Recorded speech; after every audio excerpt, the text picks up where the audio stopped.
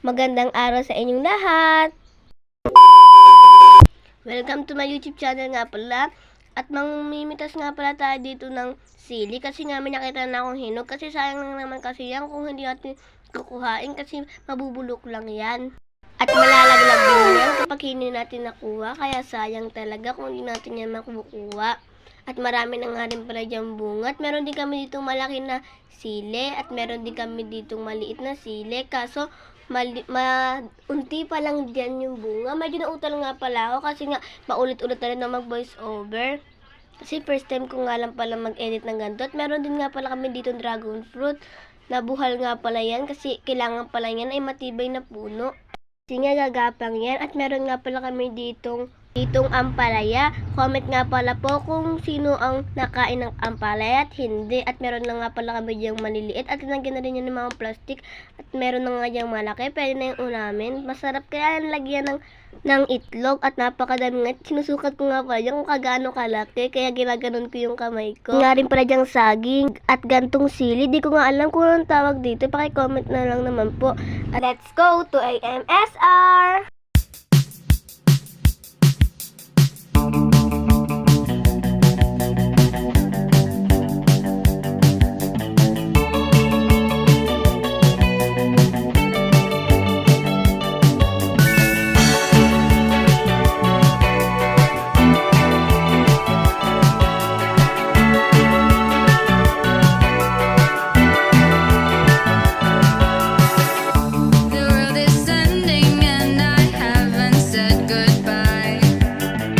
Ayun nga pala, sabi nga pala na ate, videohan siya.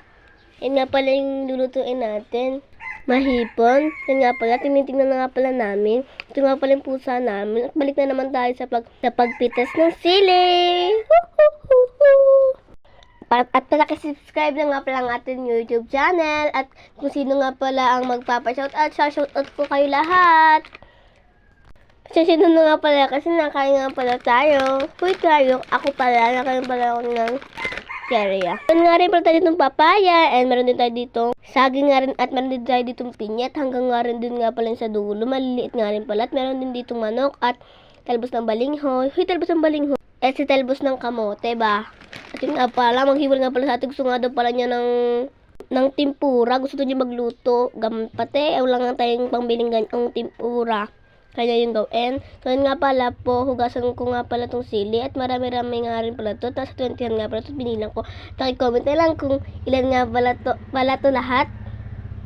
Sinugasan natin syempre para mag-inis. At yun nga pala, inugasan na nga pala ang ating ulam. Syempre, at alam nyo na kung anong lulutuin natin dito. Kasi nga may sinigang mix. At natatawa nga pala ako dito. At minekos-mekos na lang ni tata yung pagluto nito. Hindi ketchup nga di pala. Dalawa nga palang klase nito ang lulutuin natin. Kasi yan, masarap pa rin yan. So yun nga pala, nagbababay na dyan at magpapakit pa rin naman. So yun nga pala, ang sarap nga pala ng linuto na kinalabasan. At hanggang dito na lang yung video. Bye-bye! Subscribe mo kung nakalike atin to video. Bye-bye!